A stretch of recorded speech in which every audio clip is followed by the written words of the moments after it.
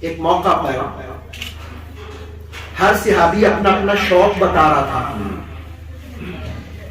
ایک نے کہا کہ میرا دل کرتا ہے میں قرآن پڑھتا رہتا. دوسرے سے پوچھا گیا بتا، اس نے کہا میرا دل کرتا ہے میں درود پڑھتا رہوں. تیسرے نے کہا میرا دل کرتا ہے میں نماز پڑھتا رہوں. چوتھے نے کہا کہ میرا دل کرتا ہے میں غریبوں مسکینوں کی مدد کرتا رہوں. ہر ایک اپنے اپنے ذوق کی باتیں کر رہا تھا. نماز کی بات بھی ہوئی تھی، قرآن کی بات بھی ہوگی، وہاں روزے کی بات بھی ہوگی، وہاں یتیموں غریبوں مسکینوں کو نوازنے کی بات بھی ہوئی تھی. کسی نے کہا کہ ابو بکر صدیق کو کہ آپ نے تو سب سے زیادہ مصطفیٰ کی صحبت پائی ہے، آپ بتائیں آپ کا ذوق کیا ہے؟ تو حضرت ابو بکر صدیق نے پتہ کیا جواب دیا؟ آپ نے فرمایا کہ قرآن پڑھنا بھی اپنی جگہ پر، غریبوں مسکینوں کی مدد کرنا بھی اپنی جگہ پر، روزہ رکھنا بھی اپنی جگہ پر، شب بیداری بھی اپنی جگہ پر، لیکن ابو بکر کا ذوق یہ ہے، شوق یہ ہے کہ ابو بکر کی نگاہیں ہوں چہرہ مصطفیٰ کا ہو، ابو بکر کی نگاہیں چہرہ والضحیٰ دیکھتی رہے.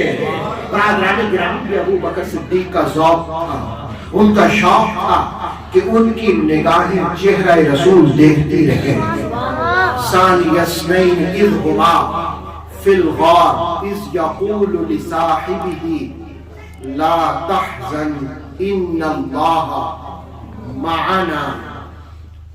حضرت ابو بکر صدیق رضی اللہ تعالی عنہ کی کن کن عظمتوں اور رفتوں کا ہم تذکرہ کریں. رسول کریم علیہ السلام نے اپنی زندگی کے آخری ایام میں، بخاری کی حدیث ہے، اس کو حضرت عائشہ صدیقہ رضی اللہ تعالی عنہ روایت کرتی ہیں، مروا ابا بکر، حضور نے فرمایا کہ ابو بکر کو حکم دو کہ وہ لوگوں کو نماز پڑھائیں، لوگوں کو نماز پڑھائیں. گویا اپنی زندگی ہی میں مصلی امامت مصطفیٰ نے ابو بکر صدیق کو عطا فرما دیا. گویا مصطفیٰ کریم کی امامت حضور کی عطا کرتا ہے، اور جس کو حضور نے عطا کر دیا سب کو مان ہی لینا چاہیے کہ ان کی امامت عطا مصطفیٰ کریم صلی اللہ علیہ وآلہ وسلم کی ہے.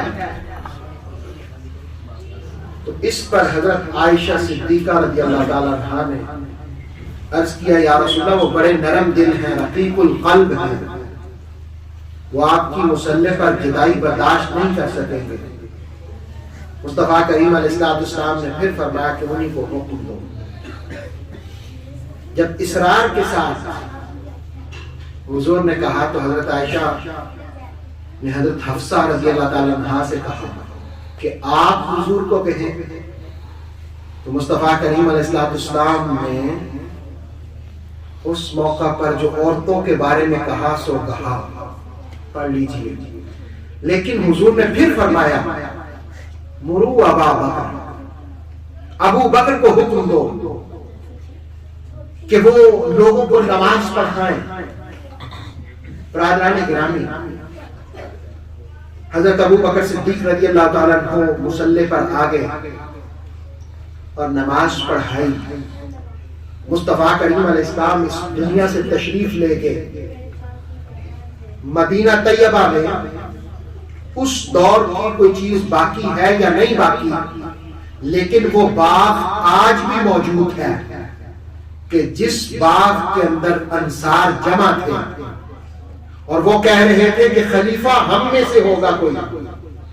حضرت عمر اور حضرت ابو بکر صدیق وہاں تشریف لے گئے تو کسی انصاری صحابی نے کہا کہ ایک خلیفہ ہم میں سے، ایک مہاجرین میں سے. تو اس پر انصار کے سردار نے کہا تھا کہ اے گروہ انصار، یہ تمہاری پہلی کمزوری ہے، امیر دو نہیں ہوا کرتے، امیر ایک ہی ہوا کرتا ہے. پھر حضرت عمر نے آگے بڑھ کر کے حضرت ابو بکر صدیق رضی اللہ تعالیٰ عنہ کی بیعت کر لی، اور پھر باقی صحابہ نے بھی۔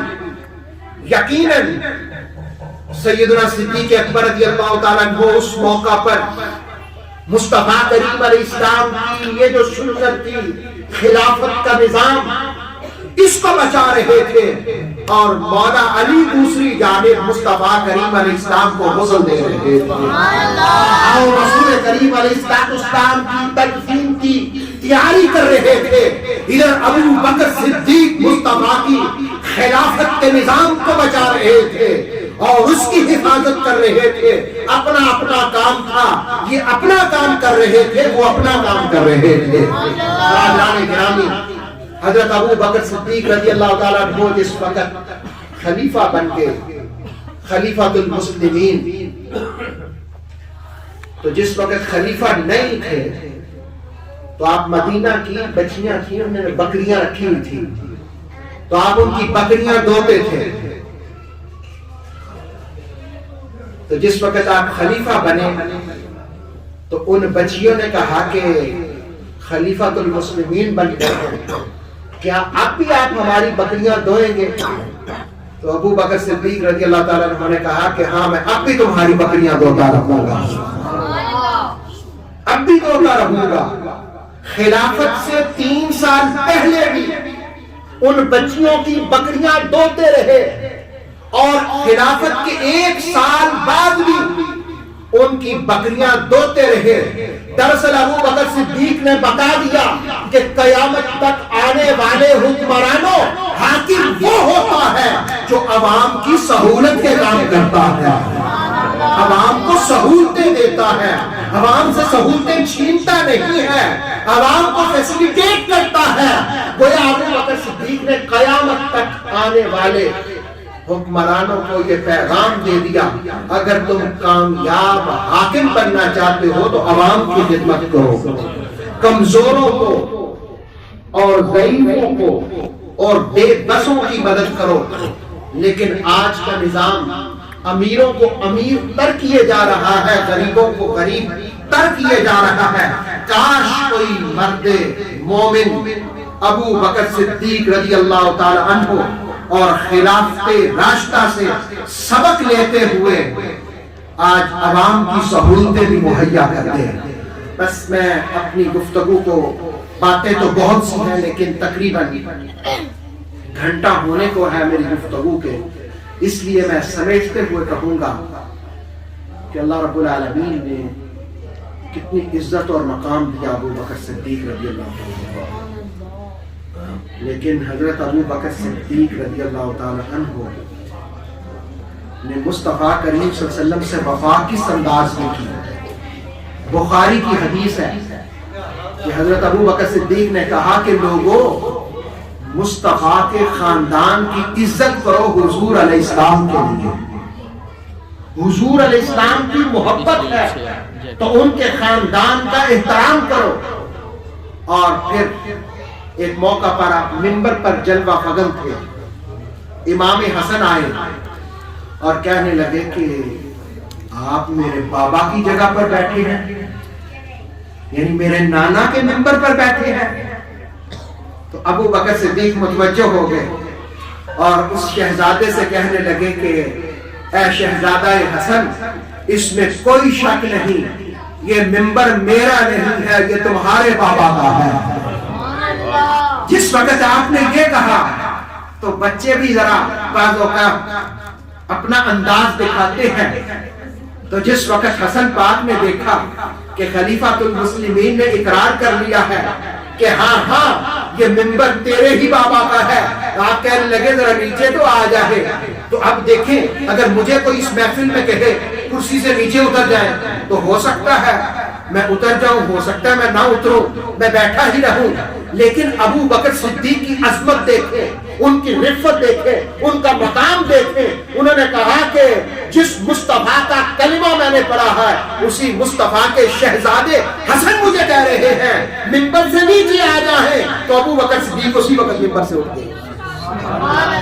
یہ تھی عاجزی اور انکساری، یہ تھی اہل بیت اطہار سے محبت کہ پاور ہونے کے باوجود بھی اہل بیت اطہار سے محبت کی جائے، طاقت ہونے کے باوجود بھی اہل بیت اطہار سے محبت کیا جائے، یہ تو کوئی بات نہ ہوئی کہ جب طاقت نہ ہو تو آپ حضور کے خاندان کا احترام کرتے رہے، جب آپ کے پاس پاور آ جائے، طاقت آ جائے تو آپ حضور کے خاندان کی عظمتوں کو، رفتوں کو بھول دے۔